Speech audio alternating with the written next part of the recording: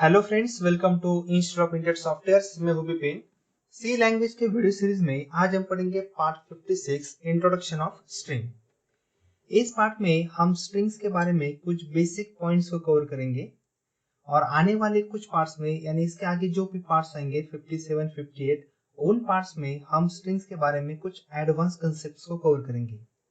तो चलिए इस पार्ट को स्टार्ट करते हैं। तो स्ट्रिंग क्या होता है?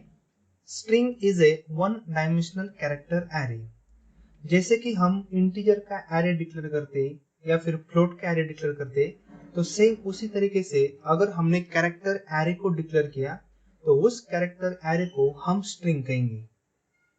मैं आपको इस पॉइंट्स को और भी डीप में बताता हूं, ठीक है। तो हम कैरेक्टर एरे को किस तरीके से डिक्लेयर कर सकते हैं? कैरेक्टर एरे को डिक्लेयर करने के लिए हम डेटा टाइप यूज करेंगे कैर। उसके बाद वेरिएबल्स का नाम, तो मैं यहाँ पर वेरिएबल्स का नाम स्पेसिफाई करता हूँ S1 और एरे को साइज देता हूँ जैसे कि 6।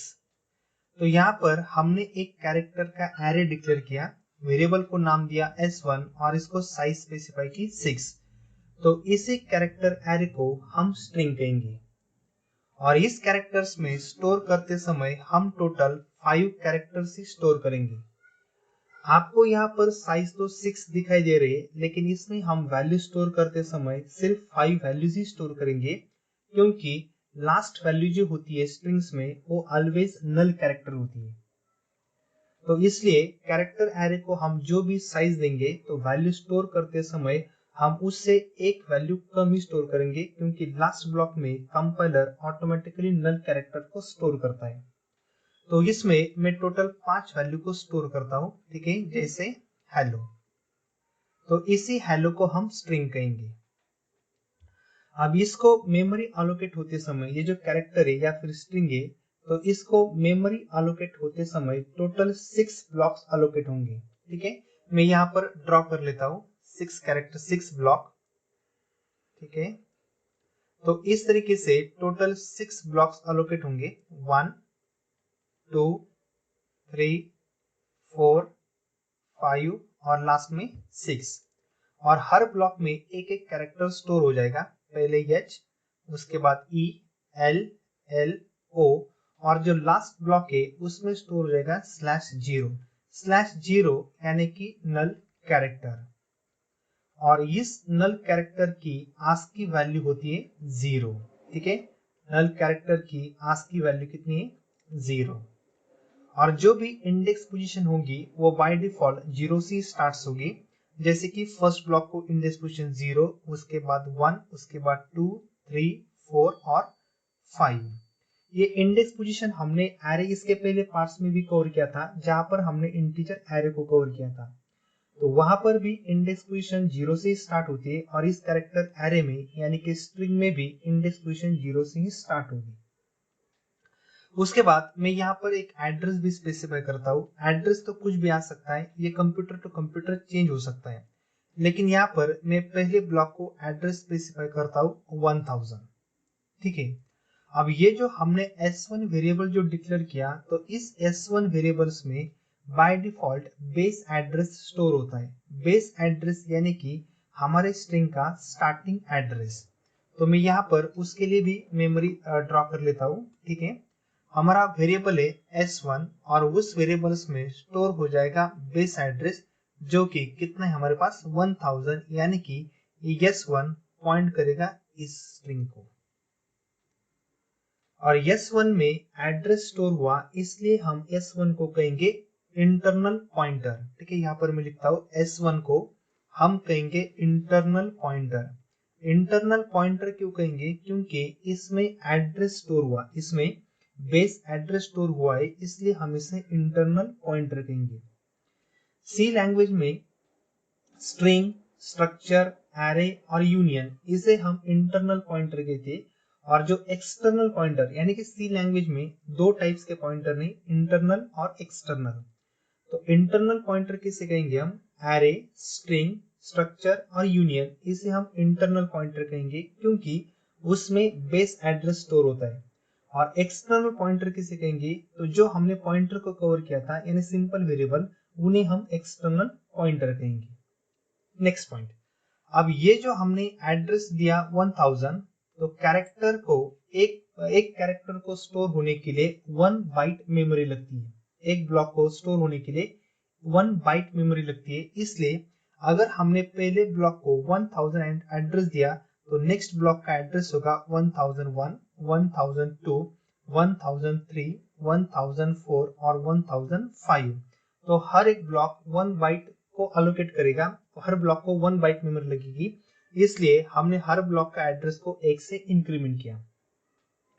हमने इसके पहले भी देखा था कि इंटीजर को 2 बाइट मेमोरी लगती है, फ्लोट को 4 बाइट मेमोरी लगती है, वैसे कैरेक्टर को 1 बाइट मेमोरी लगती है। तो यहाँ पर हमने कैरेक्टर को इस तरीके से इनिशियलाइज किया। डेटा टाइप दिया कैरेक्टर, वेरिएबल का नाम s1, साइज 6 और उसमें हमने स्टोर की वैल्यू हेलो। हम इस कैरेक्टर्स को और एक टाइप से इनिशियलाइज कर सकते हैं। तो सेकंड वे कैसा है, स्ट्रिंग को इनिशियलाइज करने के लिए फिर से डेटा टाइप कैर, उसके बाद वेरिएबल का नाम s1, साइज स्पेसिफाई करता हूँ 6, लेकिन हम इसमें वैल्यू स्टोर करते समय सिंगल कैरेक्टर को भी स्टोर कर सकते हैं। लेकिन आपको सिंगल कैरेक्टर स्टोर करने के लिए उसे सिंगल कोटेशन मार्क करना होगा। जैसे हमने ऊपर ऑल कैरेक्टर को एक साथ ही स्टोर किया, इसलिए हमने इसे डबल इन्वर्टेड कॉमा में क्लोज किया है। तो अगर आपको सिंगल कैरेक्टर स्टोर करना है तो इसके लिए आपको सिंगल इन्वर्टेड कॉमा यूज करना होगा। ठीक है, यल, उसके बाद यल, उसके बाद ओ, इस तरीके से। तो आप स्ट्रिंग को इस तरीके से भी डिक्लेयर कर सकते हैं। सी लैंग्वेज में आपको स्ट्रिंग को प्रिंट करने के लिए या फिर वैल्यूज को एक्सेस करने के लिए फॉर्मेट स्पेसिफायर यूज करना होता है %s। तो स्ट्रिंग को एक्सेप्ट और प्रिंट करने के लिए हम यूज करेंगे %s फॉर्मेट स्पेसिफायर। जैसे कि हम इंटीजर को प्रिंट करने के लिए %d का यूज करते हैं, फ्लोट के लिए %f, कैरेक्टर के लिए %c, वैसे हम स्ट्रिंग को एक्सेप्ट और प्रिंट करने के लिए %s फॉर्मेट स्पेसिफायर का यूज करेंगे। स्ट्रिंग को आपको प्रिंट करने के लिए या फिर एक्सेप्ट करने के लिए इटरेशंस की जरूरत नहीं होती है। स्ट्रिंग को आपको प्रिंट करने के लिए या फिर एक्सेस करने के लिए इटरेशंस की जरूरत नहीं होती। What is iteration? इटरेशंस यानी कि लूप। जैसे कि हमने इंटीजर एरे में देखा था कि आपको अगर मल्टीपल वैल्यूज एक्सेप्ट करने हो या फिर मल्टीपल वैल्यू को डिस्प्ले करना हो इंटीजर एरे में, तो हम वहां पर लूप्स का यूज करते थे। लेकिन स्ट्रिंग्स में भी अगर हम मल्टीपल कैरेक्टर को भी एक्सेप्ट करेंगे या फिर प्रिंट करेंगे, तब भी हमें लूप्स की जरूरत नहीं होती है, क्योंकि हम यहाँ पर यूज करते %s फॉर्मेट स्पेसिफायर का। तो ये format specifier at a time multiple values को एक्सेप्ट भी करता है और प्रिंट भी करता है। तो ये कुछ बेसिक पॉइंट्स थे स्ट्रिंग्स के ऊपर। तो स्ट्रिंग्स की डेफिनेशन तो आपके समझ में आ गई होगी। स्ट्रिंग्स यानी कुछ अलग नहीं है, सिर्फ जो कैरेक्टर का एरे होता है उसे ही हम स्ट्रिंग्स कहते हैं। अब मैं आपको इसके ऊपर एक एग्जांपल करके दिखाता हूँ कि हम स्ट्रिंग्स को कैसे प्रिंट कर सकते हैं। ठीक है, मैं यहीं पर न्यू फाइल ले लेता हूँ। पहले हम यहीं पर समझेंगे और बाद में मैं आपको उस प्रोग्राम्स को टर्बो सी में भी रन करके दिखाऊंगा। ठीक है, तो सबसे पहले हम कोड में क्या करेंगे, हेडर फाइल स्पेसिफाई करेंगे। ठीक है, फर्स्ट फाइल #include, इस फाइल को हम नाम देंगे stdio.h। उसके बाद second header file #include conio.h। उसके बाद मेन फंक्शन void main, और यहाँ पर मैं एक कैरेक्टर को डिक्लेयर करता हूँ। ठीक है, कैरेक्टर एरे को char ch, और इसको साइज स्पेसिफाई करता हूँ 6। तो साइज तो हमने 6 दी, तो इसमें मैं टोटल 5 कैरेक्टर्स को स्टोर करूंगा। तो मैं यहाँ पर स्टोर करता हूँ राहुल। उसके बाद स्क्रीन को क्लियर करने के लिए clr scr, और इसे हम प्रिंट करेंगे। तो प्रिंट करने के लिए printf डबल कोट, यहाँ पर एक मैसेज स्पेसिफाई करता हूँ वेलकम।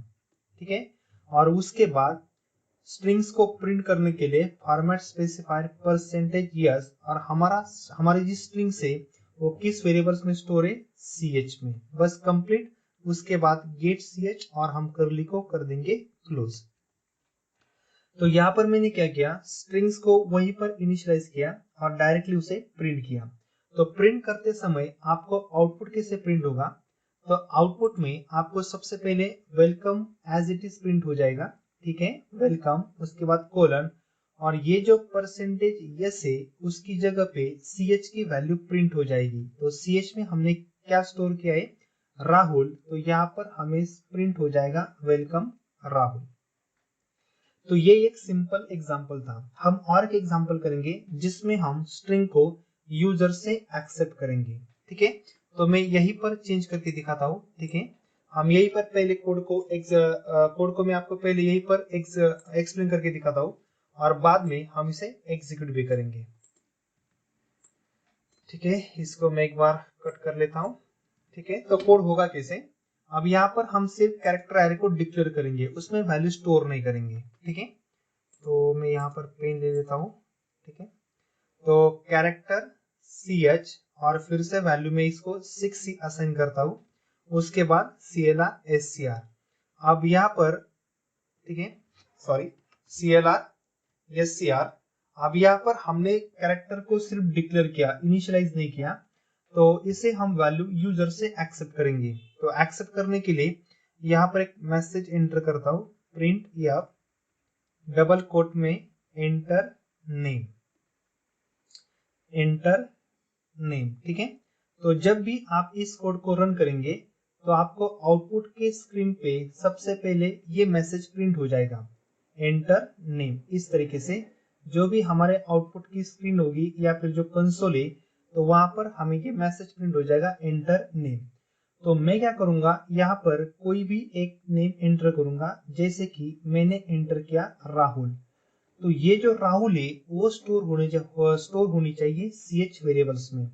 तो मैं इसे एक्सेप्ट कैसे करूंगा, एक्सेप्ट करने के लिए scanf function, double quote, format specifier percentage S, और यहाँ पर मैं वेरिएबल का नाम दूंगा ch, यानी कि ये जो हमने आउटपुट में राहुल एंटर किया तो वो स्टोर हो जाएगी ch वेरिएबल्स में। अब आप यहाँ पर सोचेंगे कि जब भी हम यूजर से इनपुट लेते तो लेते समय हम स्कैनफ में एम्परसेंड का यूज करते एड्रेस को रिप्रेजेंट करने के लिए, लेकिन आपको स्ट्रिंग को एक्सेप्ट करने के लिए एम्परसेंड की जरूरत नहीं होती है। क्यों? क्योंकि ch यानी कि कैरेक्टर के एरे ये ऑलरेडी ही इंटरनल पॉइंटर है। जैसे कि मैंने आपको पहले मेमोरी लोकेशन दिखाते समय आपको दिखाया था कि ch में क्या स्टोर हो रहा था, बेस एड्रेस। तो कैरेक्टर के एरे में ऑलरेडी ही बेस एड्रेस स्टोर होता है, तो बेस एड्रेस स्टोर होने की वजह से हमें यहाँ पर एम्परसेंड यूज करने की जरूरत नहीं होती है। आपने जो भी इनपुट एंटर किया वो डायरेक्टली ch में स्टोर हो जाएगा और ch में ऑटोमेटिकली यहाँ पर एड्रेस आ जाएगा।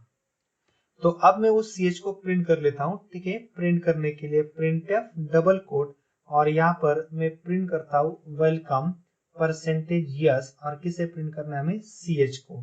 तो आउटपुट किसे प्रिंट हो जाएगा, हमें वेलकम। ch में हमने कौन सी वैल्यू एंटर की थी, राहुल, तो हमें प्रिंट हो जाएगी वेलकम राहुल। उसके बाद सिंपल गेट ch और वाइड मेन को कर देना हमें क्लोज। तो इस तरीके से आप स्ट्रिंग्स के एग्जांपल कर सकते हैं। मैं आपको इस प्रोग्राम्स को जो हमने सेकंड एग्जांपल किया, इसको मैं आपको टर्बो सी में एग्जीक्यूट करके दिखाता हूँ। ठीक है, तो मैं यहाँ पर टर्बो सी को ओपन करता हूँ। तो सबसे पहले हम हेडर फाइल डालेंगे, हैश इंक्लूड सबसे पहले stdio.h, उसके बाद second header file hash include conio.h, main function, यहाँ पर कैरेक्टर एरे को डिक्लेयर करेंगे हम, char ch of size 6, CLR SCR output की स्क्रीन को क्लियर करने के लिए, message printf enter your name, उसके बाद नेम एक्सेप्ट करने के लिए scanf function, format specifier percentage S, comma, variable का नाम ch। ठीक है, और आउटपुट को हम प्रिंट करेंगे लास्ट में। प्रिंट करने के लिए printf double quote welcome format specifier percentage S, comma, ch, और लास्ट में आउटपुट की स्क्रीन को होल्ड करने के लिए गेट ch। तो अब मैं से आपको रन करके दिखाता हूँ। रन करने के लिए कंट्रोल F9। ठीक है, यहाँ पर एक एरर है, देखते हैं हम क्या है, स्कैनफ। तो स्कैनफ की स्पेलिंग मिस्टेक है, इसे हम क्लियर कर लेते हैं। ठीक है, स्कैनफ, कंट्रोल F9। तो यहाँ पर मैं एंटर करता हूँ राहुल और उसके बाद हमें प्रिंट हो जाएगा वेलकम राहुल। तो इस तरीके से आप स्ट्रिंग के प्रोग्राम एग्जीक्यूट कर सकते हैं, रन भी कर सकते हैं, तो ये एग्जीक्यूट हो जाएंगे। ठीक है, तो यहाँ पर मैंने यहाँ पर और 2 पॉइंट स्पेसिफाई किए जो कि मैंने आपको ऑलरेडी एक्सप्लेन किए कि जो भी हमारे कैरेक्टर का एरे होगा उसमें लास्ट कैरेक्टर होगा /0 यानी कि नल कैरेक्टर और उसके आस्की वैल्यू कितनी होगी बाय डिफॉल्ट 0। ठीक है फ्रेंड्स, तो इस पार्ट में इतना ही था। अगर आपको ये पार्ट पसंद आता है तो इस पार्ट को लाइक कीजिए, चैनल को सब्सक्राइब कीजिए और इस वीडियो को जितना हो सके उतना शेयर कीजिए। Thank you.